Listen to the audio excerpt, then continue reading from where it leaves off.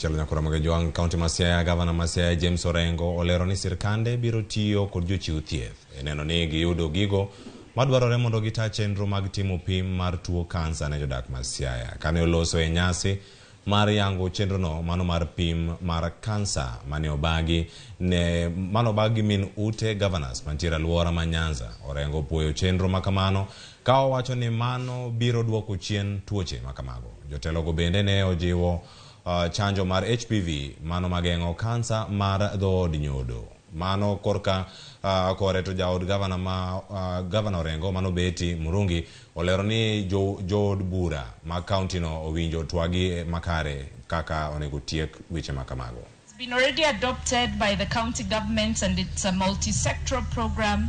Some of our partners are here, but it's also implicated in the work that we're doing on cancer, cervical cancer awareness. Tell all our mamas, all the sisters to come and have the cancer screening.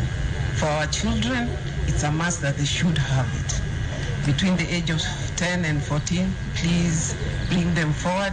And let's also talk to the teachers to make sure that at least once the teachers are screened, it's easier for the kids to be screened. It's an important step.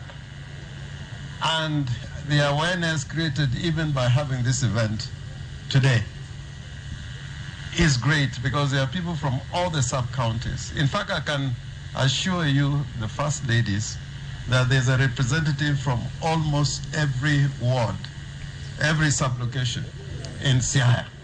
So the word is being passed around.